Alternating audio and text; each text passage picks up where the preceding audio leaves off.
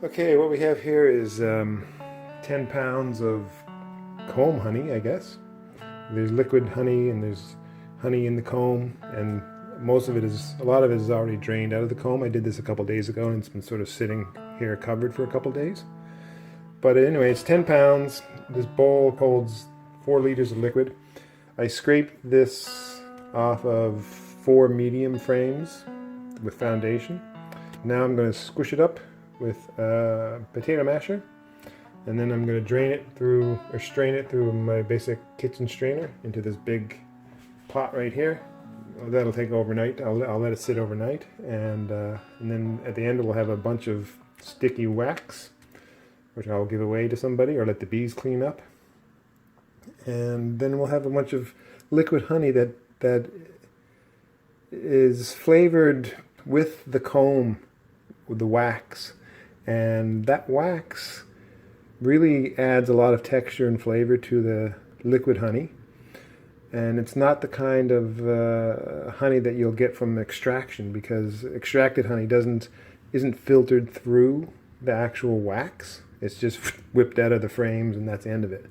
But honey that is still in the comb like this and is filtered through the comb will pick up a lot of the texture, the sort of like a silky texture of the comb, and the flavor of that wax as well. So it's really, for me, it's the best liquid honey there is. It's probably the most expensive, but it's really worth it.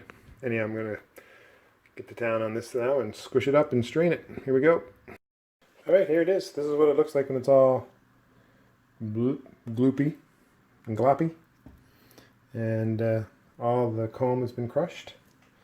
So this is what some people call crush and strained honey, and this is the crushing part of it. And now we're going to go bloop, put it over here.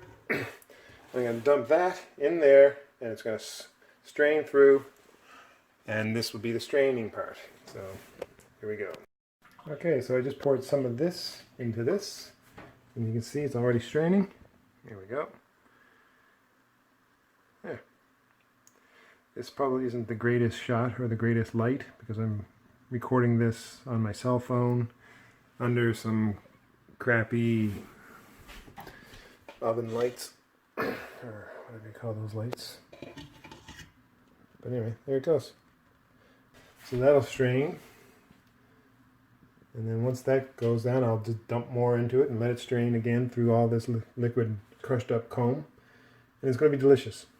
And then I'll take all of that and I'll put it in bottles. But this will take most of the night probably. If I had real professional gear here, I'd have a big strainer. Oh, I do have another strainer that I could use. Maybe I'll get my other strainer. Hold on a second. All right, I've got it working now. This is I guess you'd call it a professional strainer that you buy in honeybee supply houses or whatever beekeeping supplies stores. It's one of these. It sits inside a cage and sits over the bucket, and off you go. That's it. But anyway, you can just see here. I can't see it, but anyway, the honey is dripping underneath.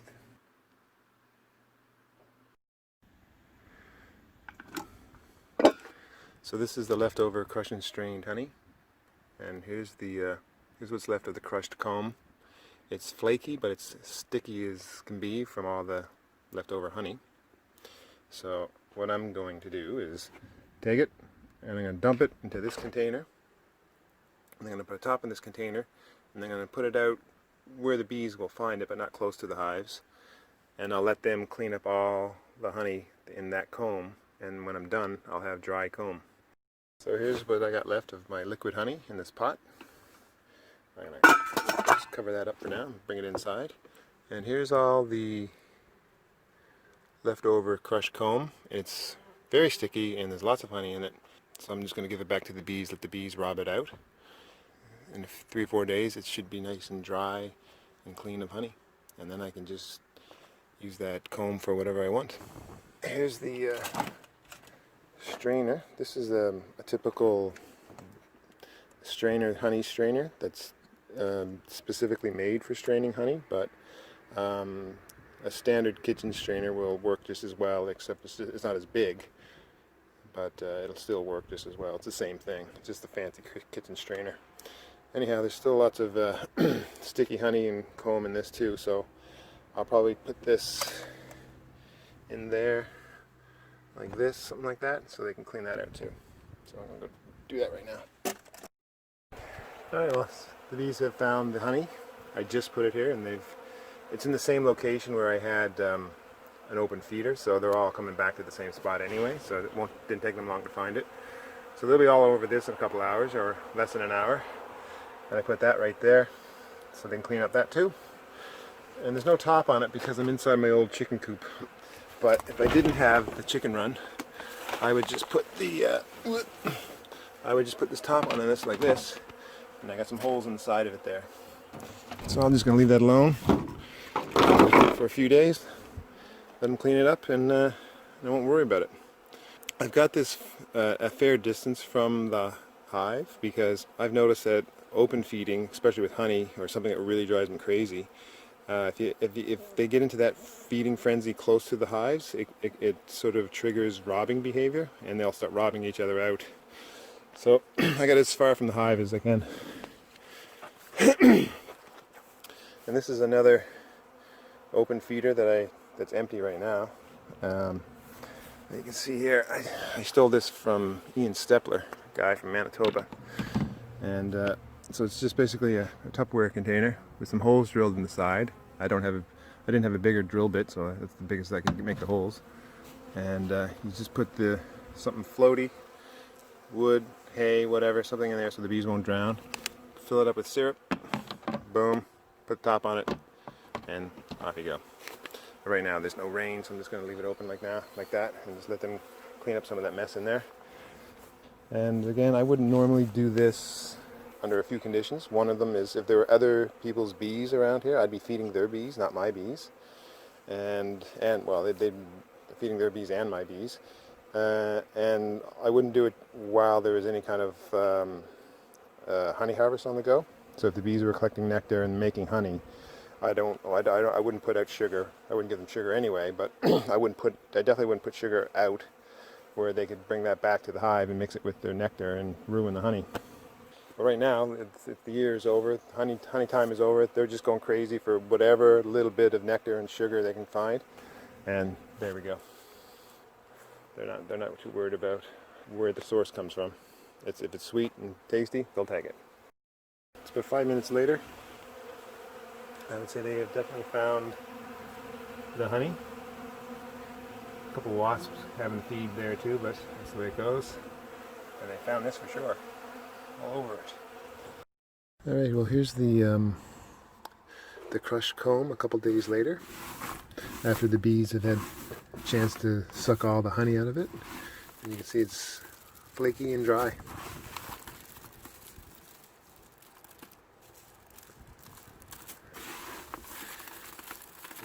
It smells, it smells really good. It smells like honey. It's like, no, it's like honey, but it's oh yeah, it's like honey and flowers, concentration of,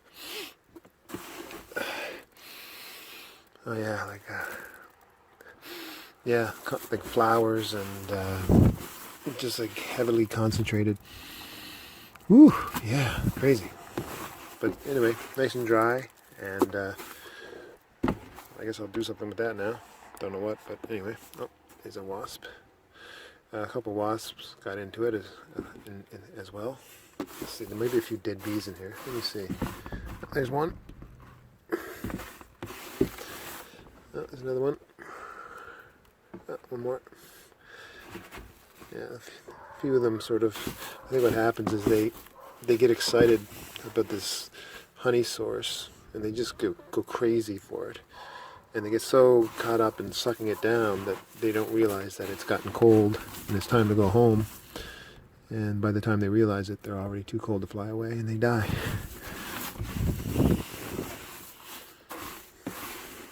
There's a couple. Another dead one. So we had about, in the bowl. The bowl held about 4 liters of honey, including the comb that was in it. But when I strained it all, I got about 3 liters of actual honey and about a liter of comb. And this is, I guess, a liter of comb. Whatever that is, I'll weigh it later. But anyway, yeah, pretty cool. It's dry, it's clean, it's good to go.